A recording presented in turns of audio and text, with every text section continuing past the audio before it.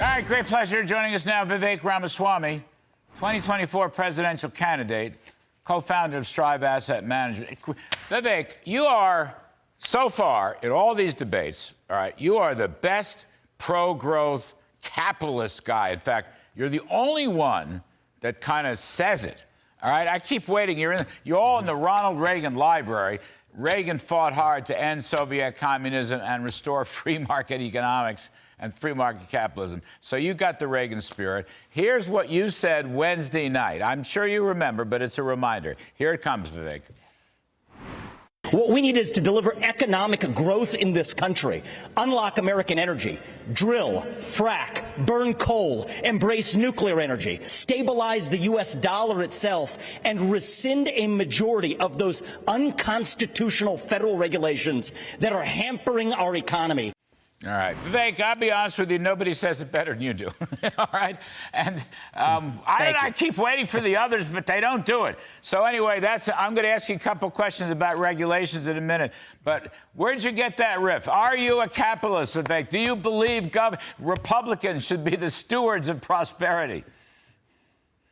Yes, I do. And the reason is, Larry, I know the American dream exists because I have lived it.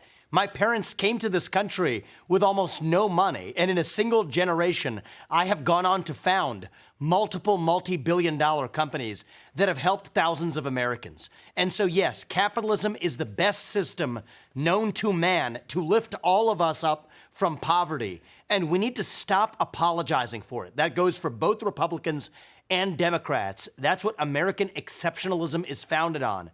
And I truly believe, Larry, that economic growth, we don't have to give up on that. We used to grow at 4+% GDP growth. I think we can again under my presidency. You mark my words, we'll be able to achieve that and more by taking the regulatory state out of the picture, unlocking American energy, putting people back to work. This is not that hard. And of course, bringing tax rates down, something that's unpopular to talk about these days, but I think we can talk about as a party and as a country. Let me key to that, tax rates down. You know, I was talking to Grover Norquist and some others about this. There really wasn't enough attention. We should be, look, states are slashing tax rates. A lot of them are going to flat taxes, and a lot of them are going to zero tax rates, Vivek. So, you know, I think it's up to you and whoever else wants to join, but we need a strong across-the-board tax cut message also. GOP's got to take that position, because Biden is a strong tax hike message, right? Absolutely. I mean, where I'm at, Larry, is 12% flat tax across the board. Capital gain, ordinary income, corporate, estate, it doesn't matter. And then eliminate the crony capitalist deductions that have been woven into the system, rebates, all of that out the door. Tax compliance costs alone, by some estimates, are $700 billion plus per year. So if you simplify that, that's dead weight regain for the system. But Larry, I'm also very clear in this campaign. My only reason why I haven't highlighted that as much, I've mentioned it, but I haven't highlighted it, is that requires Congress. And where I'm focused, the promises I make to the American people are promises that I can keep as the U.S. president. Shut down the federal government, much of it, that's a good thing. 75% headcount reduction in federal bureaucrats. Close government agencies that should not exist. Rescind unconstitutional federal regulations that fail the Supreme Court's test in West Virginia versus EPA. That much I can do as commander-in-chief. So that's why I've focused on that message, Larry, is those are promises I know that I can keep. And once I have, then it becomes realistic to implement a flat tax in year 2. Would you actually, just in the remaining time, you know, you mentioned shut down the government. Now, you mean change the personnel. But would you...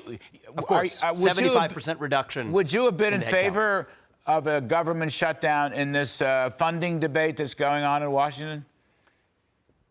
So my view is that would have been a sloppy, fake shutdown. The reality is the government employees get all of their back pay. The government comes back bigger every time. I say forget the fake, artificial shutdown debate and have a real shutdown of the administrative state. That fourth branch, that unconstitutional branch that our founding fathers are rolling over in the grave right now. By the end of my second term, our founding fathers will be once again resting in peace as they deserve, with 3 branches of government, not 4. That's the way I look at it. Well, I commune with some of them, you know, on various weekends, the founding fathers. I know they're around above us. I'd like to join you. Vivek, last one, you know, talking about the regulatory state, the administrative, You've got the Biden FCC wanting to put back net neutrality, and you've got the Biden FTC. Now they want to close down Amazon, and they're spending a lot of time chasing after Elon Musk. So as somebody who talks a lot about stopping the regulatory state, what do you think about this? Net neutrality, close down Amazon, let's go after Elon Musk. What do you think of all that? I mean, it's nonsense. But even if you just take the net neutrality debate, it's another classic deflection. It is a farce, Larry. You want to know why?